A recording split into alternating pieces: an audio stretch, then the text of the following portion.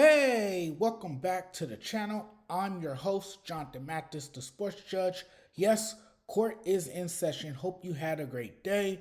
It's great to see you all. The 68 team tournament field is set, and one of the best stories of the season has been the resurgence of St. John's under Coach Rick Pitino.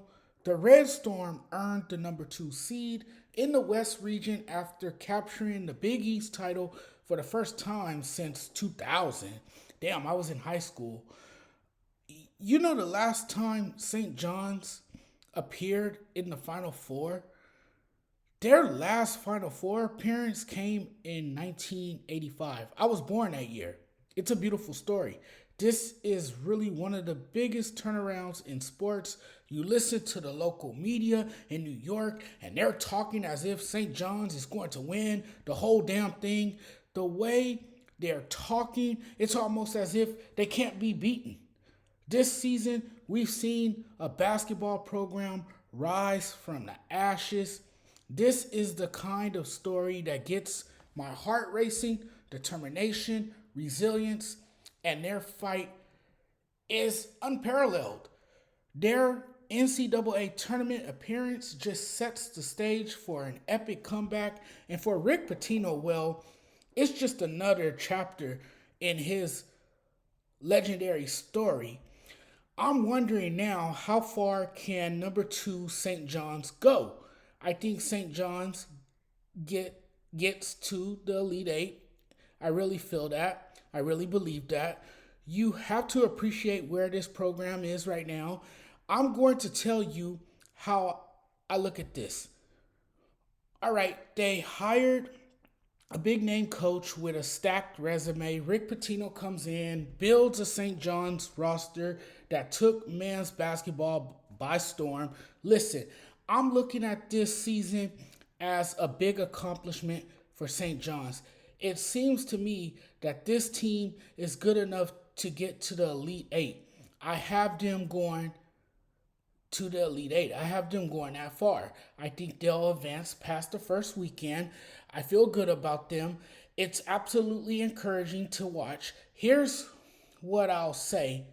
I think they're a tough out.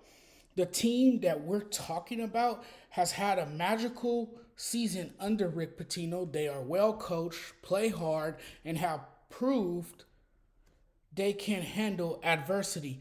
I'm not saying they're winning the whole thing, but I'm saying they have been one of the best teams in college basketball, going 30-4, the number 1 defense in the country, 4 losses by 7 points, led by Rick Pitino, who I speak highly of and give a lot of credit to for what he's done everywhere he's coached. And going into this tournament, even if they have a tough path to the Final Four, you'd be crazy to not assume or not expect that level of production in March. If we are going into this team like we are, I'm expecting them to continue their magical run and be as productive as they were all season. If you look at this team ceiling coming into this, I think it looks very, very high. Look how far they've come into this. It's one of the most dominant defenses we've seen in some time. The combination of size and swarming ability is unmatched. So I believe St. John's can get to the Elite Eight, and then after that, they run into a stacked Florida squad, and they're going home.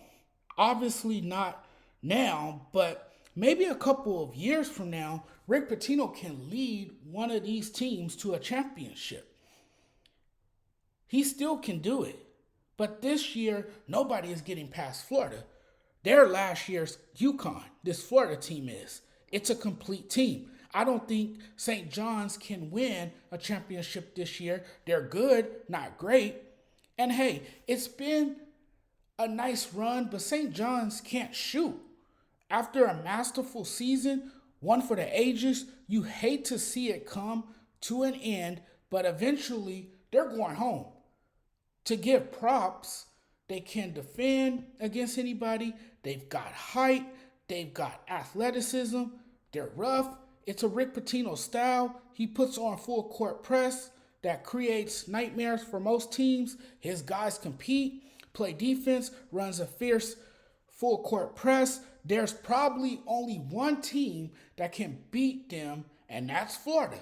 Like, how do you stop that Florida backcourt? St. John's isn't going to figure that out. I, I mean, I know their defense is top notch, but I think Florida gets hot and just outshoots them.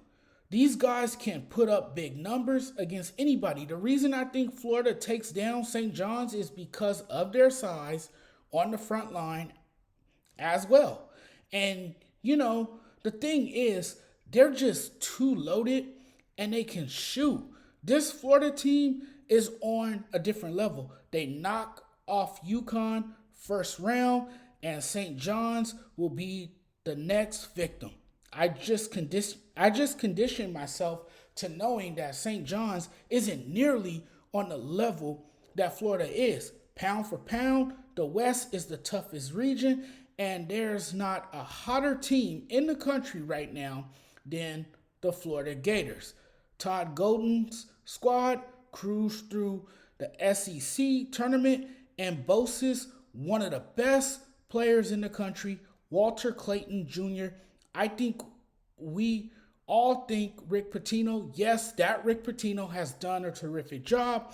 We all think and know Rick Pitino is a high-level coach. It shows, but I just don't see them cracking that code where they knock off the Florida Gators. Again, the good thing for St. John's is that it has a feel for how to operate as a basketball program. The magic of this program was gone. St. John's was cooked. It felt like this program was dead, no life, complete, utter corpse. That was my feeling of it. I feel like Pitino has given them the best chance to compete. He's shown he can build this culture and this team. If you are to bring in a big name like Pitino, the expectation is to become a top 10 school in the nation. And it actually brings stability. It clearly was the best thing for St. John's to develop some sort of culture in that building because it's been anything but encouraging. And when a guy has that type of presence, good things can happen. Pitino has been a big part of their identity. It's a great look for St. John's, and we know Pitino's history and what his stacked resume looks like. He's led 3 different schools to the Final Four. It's also a comeback for Rick Pitino.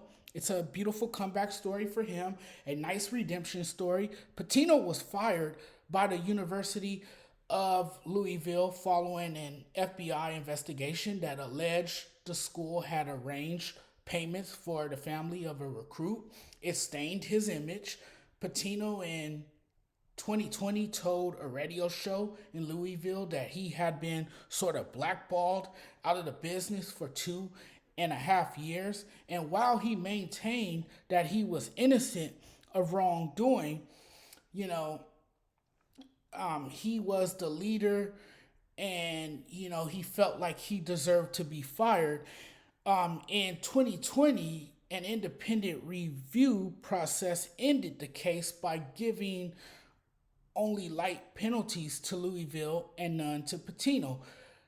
It's good to see him back coaching again. Honestly, when I see what he's doing with this St. John's team, it's like good for him because he was given another chance and now he gets another shot at an NCAA title.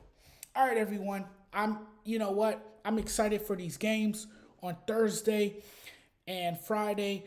I know North Carolina took care of business. They really came out there with a vengeance, and they balled out. They balled out tonight, man. That was a shut the F up type of game for them, right?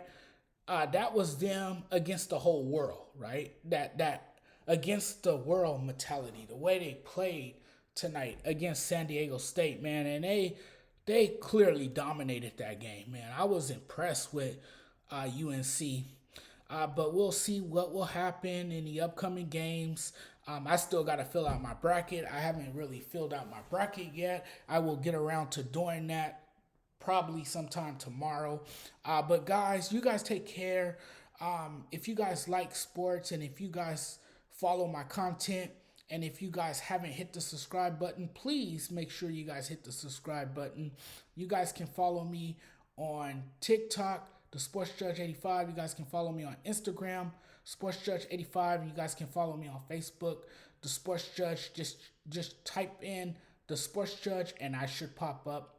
But guys, you guys take care. Thanks for watching the video. Really appreciate it. We'll talk again very soon. You guys have a wonderful night. Take care.